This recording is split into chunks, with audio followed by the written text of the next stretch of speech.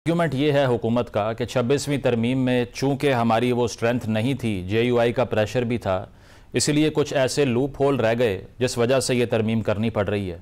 इसके पीछे आपको इंटेंशन क्या लगती है? इससे पहले कि मैं डिटेल में जाऊं, एनएफसी अवार्ड के हवाले से हम बात करें या इलेक्शन कमिश्नर के हवाले से बात करें, इंटेंशन आपको क्या लगती है हुकूमत की?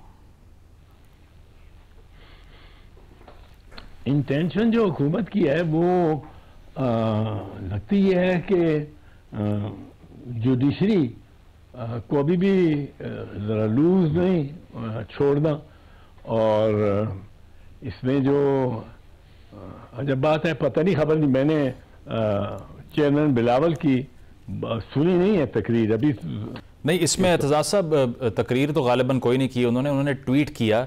अब इसमें बहस ये है कि जो चीफ जस्टिस ऑफ पाकिस्तान या फिर जो मुतल्लिका हाई कोर्ट के चीफ जस्टिस साहिबान थे, पहले हमें मालूम है कि उनकी बाहमी मुशावरत से तकर्रियाँ तबादले हुआ करते थे, लेकिन अब अगर ये इख्तियार कि जज का तकर्रर करना है, तबादला करना है, हुकूमत के पास चला जाए फुल फ्लेज्ड, तो इससे क्या इफेक्ट आता हुआ आप देख रहे हैं पाकिस्तान के जुडिशल सिस्टम पर? जुडिशल सिस्टम में कोई ऐसा फर्क नहीं आएगा।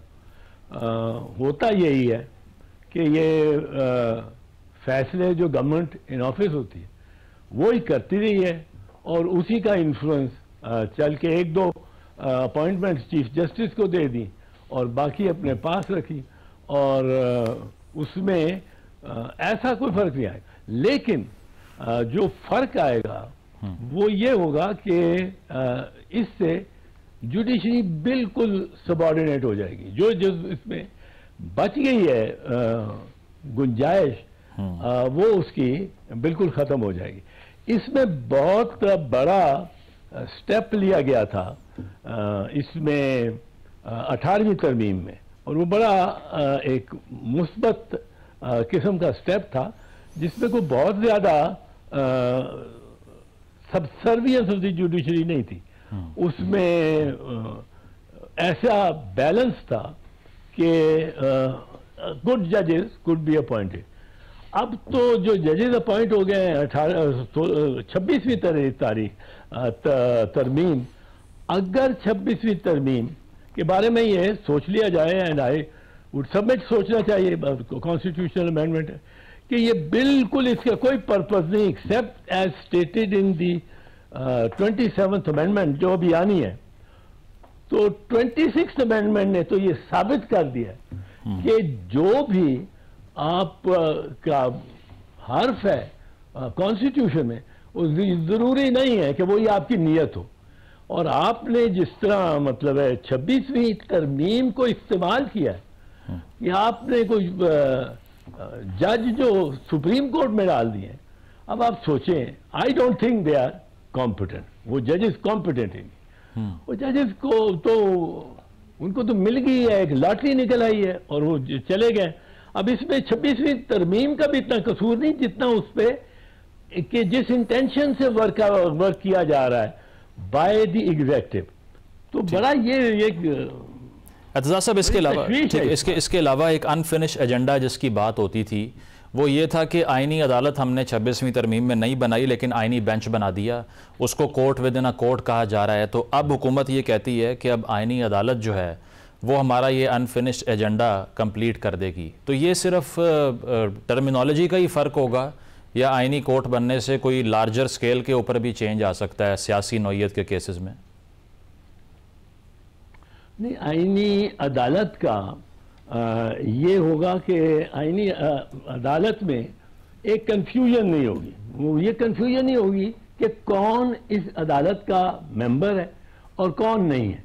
यहाँ तो जो 26वीं आईनी तरमीम ने कर दिया है वो तो कर दिया कि सुप्रीम कोर्ट को इटसेल्फ 2 हिस्सों में बांट दिया है, और जुज वक्ती तौर पे एक जज आईनी बेंच का हिस्सा हो सकता है और एक जज, उसके पास वो इख्तियारात नहीं हो सकते जो आईनी बेंच के जज को हैं, और वो भी बाद में कभी आईनी बेंच का हिस्सा भी बन सकता है, क्योंकि जो जुडिशियल कमीशन है जिसमें अक्सरियत इस वक्त हुकूमत की होगी, और मेरा ख्याल है शायद हर वक्त ही हुकूमत की हो, वो इलेक्शन कमीशन जो है, वो जो जुडिशियल कमीशन है जिसने जजेस की अपॉइंटमेंट में भी असल किरदार और उसी का है। अब जुडिशियल कमीशन में आ गए हैं एडवोकेट जनरल भी, अटॉर्नी जनरल भी, और जो एग्जेक्टिव के लॉ मिनिस्टर भी, डायरेक्टली एग्जेक्टिव के माता एग्जेक्टिव है। अब ये चीज हमें आज सोचनी चाहिए, ठीक, कि जितनी दफा गवर्नमेंट बदलेगी उतनी दफा जजेस पे प्रेशर की अतराफ किससे होता है वो बदलेगा। ठीक। और इसमें अब ये किसी को फायदा नहीं होगा, ये मुस्लिम लीग नवाज को फायदा नहीं होगा, पीपल्स पार्टी को फायदा नहीं होगा, पीटीआई को फायदा नहीं होगा, जमात इस्लामी को फायदा नहीं होगा, किसी को। जिसकी गवर्नमेंट आ गई, अगर सूबे में आ गई तो सूबे में उनका एक किरदार, क्योंकि वहां जो अपॉइंटमेंट की कमेटी है उस गवर्नमेंट हावी हो जाएगी, उसका एडवोकेट जनरल भी होगा, उसका लॉ मिनिस्टर भी होगा उसके। अब ये चीज स्विंग करेगी this way and that way. अच्छा। ये डिस्टेबलाइज करेगी इसको, जुडिशरी को, और इसका कोई फायदा किसी पार्टी को नहीं होगा अगर ये पार्टीज रहती हैं और उनमें आपस में ये इक़्तिदार की तब्दीली, हुकूमत की तब्दीली होती रहती। तो ऐसे एतजाज साहब अब भी कुछ जजेस हैं जिनसे हुकूमत ज़रा इनसिक्योर फील करती है, इसीलिए वो ये चाहते हैं कि तकर्रुर करना, तबादले करना, इसमें कोई भी हिंड्रेंस ना रहे, हम इसको आसानी से कर लें, ताकि रेजिस्टेंस जो भी, जिस तरह आप कह रहे हैं कि बिल्कुल सबॉर्डिनेशन में आ जाएंगी अदालतें इसके बाद से, आपको लगता है देयर स्टिल आर सम जजेस जिनसे इनसिक्योर महसूस करती है हुकूमत? अल्हम्दुलिल्लाह कुछ है, चंद है, लेकिन अब वो आटे में नमक के बराबर है। जो जज, जो चीफ जस्टिस मतलब एक किसी की बेल एप्लीकेशन फिक्स नहीं कर सकता, किसी को अर्ली, वो कहते हैं मेरा घर गिरा रहे हैं इस वक्त कमेटी में, और आप उसको रोकें, वो कहेगा मैं कमेटी की तरफ से रहूंगा, पहले कमेटी बैठेगी, कमेटी का एक जज कराची बैठा हुआ बेंच पे।